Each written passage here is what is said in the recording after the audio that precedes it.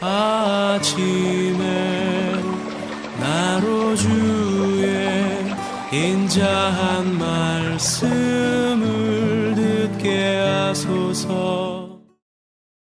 성도 여러분 안녕하세요. 목요일입니다. 오늘도 하나님의 사랑이 여러분들의 삶의 자리에 가득하기를 간절히 소망합니다. 말씀 한 곡 봅니다. 갈라디아서 3장 19절부터 29절까지의 말씀을 봉독해 드립니다. 그런즉 율법은 무엇이냐? 범법함으로 더하여진 것이라.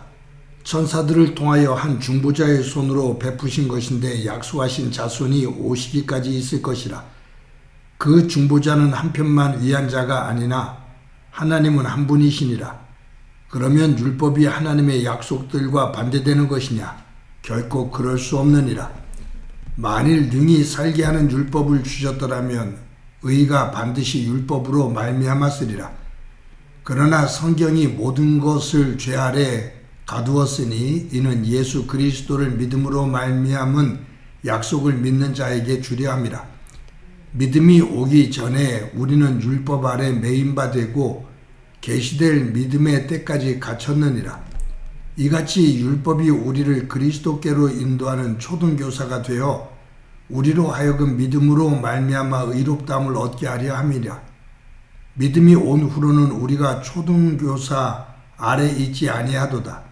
너희가 다 믿음으로 말미암아 그리스도 예수 안에서 하나님의 아들이 되었으니 누구든지 그리스도와 합하기 위하여 세례를 받은 자는 그리스도로 옷 입었느니라.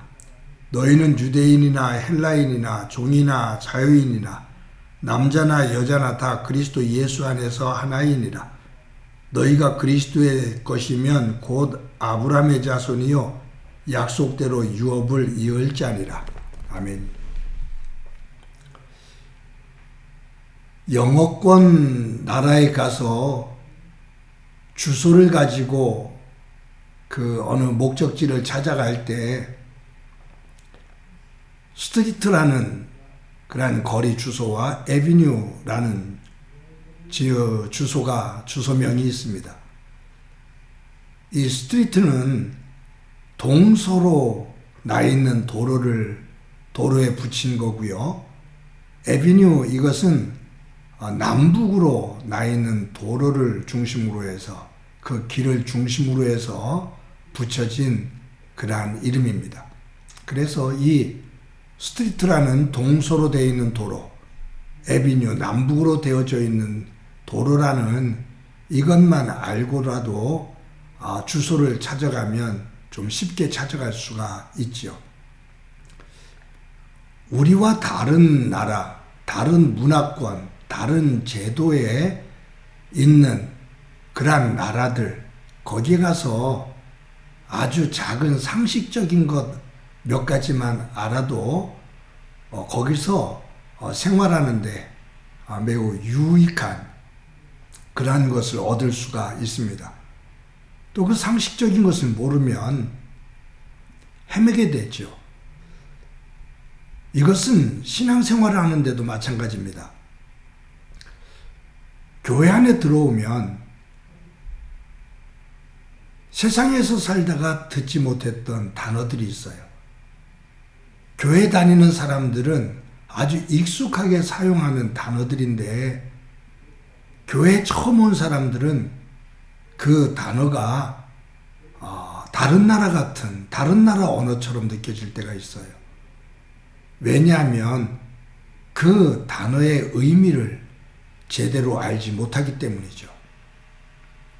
그 언어, 그 단어가 가지고 있는 개념만 제대로 정리가 되어도 지금 어떤 상황 속에서 이런 말을 쓰는구나. 기쁠 때 이런 단어를 쓰는구나. 사람을 만나서 격려할 때 이런 단어를 쓰는구나 하는 기독교 안에서 많이 쓰여지는 단어들, 그 개념만 알아도 신앙생활 하는데 큰 유익을 얻을 수가 있습니다. 여러분, 우리가 신앙생활 하다 보면 율법과 믿음이라는 단어, 특히 바울 서신을 읽다 보면 이 율법, 믿음이라는 이 단어를 우리가 접하게 되거든요. 근데 이 잘못 읽다 보면 율법하고 믿음 이 두 단어, 이 개념이 서로 대립되는 것처럼 느껴질 때가 있습니다. 그래서 어떤 사람은 율법을 주장하고 어떤 사람은 믿음을 주장하죠. 이 율법이라는 것은 하나님께서 주신 법이에요. 우리가 보통 십계명 그렇게 말하죠. 근데 이 십계명은 모든 율법 가운데 가장 중요한 것 10가지를 줄인 거고요. 성경을 읽다 보면 창세기, 출애굽기, 레위기, 민수기, 신명기 이 5권의 모세 오경 안에 이것 해라, 이것 하지 마라 라고 하나님께서 명령하신 명령이 365개가 나옵니다. 하나님께서 이것 해라, 이것 하지 마라 라고 명령하신 것이 율법입니다. 믿음이라는 것, 그것은 이 바울서신에서 읽다 보면 예수님께서 우리의 죄를 대신해서 십자가에 달려 돌아가시고 그 예수님이 십자가에 죽으신 그 죽음이 나의 죄를 대속하기 위해 죽으신 죽음이다 라는 사실을 성령을 통해서 깨닫게 되고 그 사실을 믿는 거예요. 그래서 이 믿음이라는 것은 예수님의 십자가의 죽음을 통해서 주시는 하나님의 은혜지요. 율법은 하나님의 법을 내가 얼마나 지켰느냐. 내가 이 율법을, 하나님의 법을 완전히 지키면 구원에 이를 수가 있다라고 말하거든요. 그런데 우리는 죄인이기 때문에 이 하나님의 완전한 법을 다 지킬 수 있는 사람은 단 한 사람도 없어요. 그래서 의인은 없나니 하나도 없다 그 말이에요. 지금 이 바울이 오늘 본문에서 굉장히 중요한 이야기를 우리에게 들려줍니다. 율법의 궁극적인 목적이에요. 하나님께서 우리에게 율법을 주신 궁극적인 목적. 그것은 율법을 통해서 우리를 구원하기 위한 것이 아니라 율법을 통해서 우리의 죄를 깨닫게 하기 위함이에요. 율법을 우리에게 주시기 전에는 우리가 죄를 지어도 그것이 죄인 줄을 몰랐어요. 그런데 하나님께서 이것을 해라, 이것을 하지 마라 라고 말씀하시는 법을 우리에게 주심으로 말미암아 우리가 살면서 하나님의 말씀을 어기는 것들이 있거든요. 그것을 이루지 못하는 것이 있거든요. 그때마다 우리는 내가 하나님의 뜻에서 어긋났구나, 잘못했구나 라고 깨달으면서 죄를 깨닫게 되는데 이 율법을 완전히 지킬 수 있는 사람이 아무도 없다 그 말이에요. 즉 이 죄로부터 자유할 사람이 단 한 사람도 없다. 그래서 율법을 가까이 하면 할수록 우리의 연약함, 우리의 허물을 더 깊이 깨닫게 됩니다. 그래서 바울은 오호라, 이 곤고한 사망의 골짜기에서 누가 나를 건져내랴. 이 율법으로 구원을 이룰 수 없는 죄인인 나를 누가 구원하랴 라고 탄식을 하죠.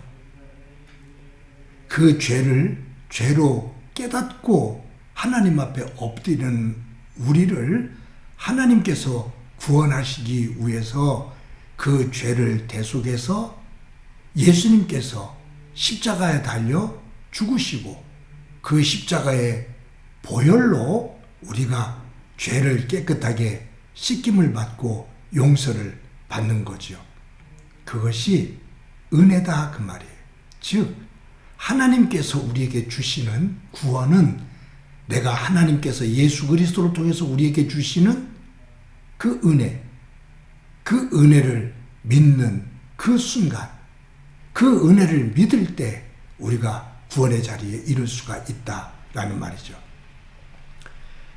바울이 지금 이 갈라디아서에서 이 율법을 초등교사로 말합니다.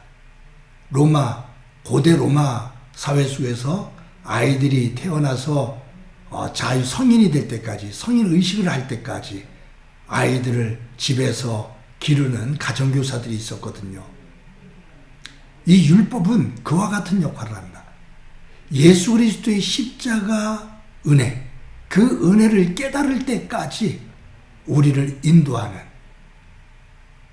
초등교사와 같은 역할, 그것이 바로 율법이다. 내 죄를 깨닫게 하는 초등교사와 같은 그 역할을 하는 것이 율법이다, 그 말이에요.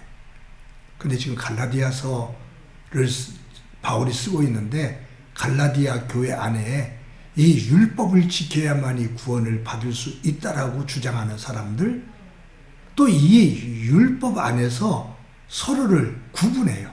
너는 율법 바깥에 있는 사람, 나는 율법 안에 있는 사람, 너는 율법 바깥에 있는 여자, 남자, 자유인, 종, 헬라인, 유대인, 막 갈라요. 갈라치기를 하면서 나는 구원을 받았고 너는 구원을 받지 못했고, 나는 율법 가운데 이만큼을 지켰는데 너는 이만큼 지키지 못했고 라고 하면서 자꾸 차별을 두지요. 그러면서 분란이 생겨요. 그때 바울이 이 고린도 교회 성도들에게 하는 말이, 너희들이 구원을 받고 하나님의 백성이 된 것이 율법을 지켰기 때문이냐? 아니지 않느냐?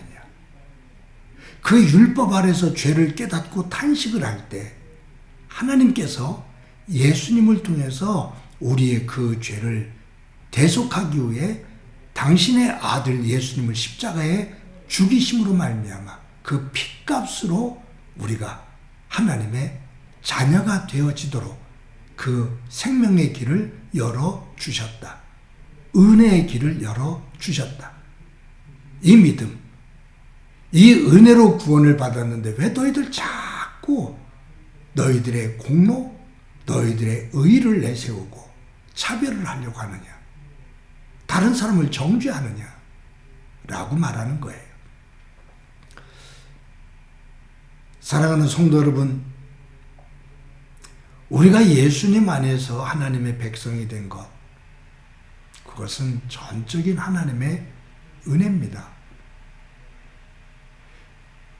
그 은혜의 눈을 가지고 우리의 삶을 보면 감사한 것이 너무 많죠. 그런데 내 의, 내 공로, 내 직분을 가지고 자랑하기 시작하면 하나님의 은혜는 자꾸 작아집니다. 그리고 내 의를 드러내기 위해 다른 사람들을 공격하고 정죄합니다. 담을 높이 쌉니다.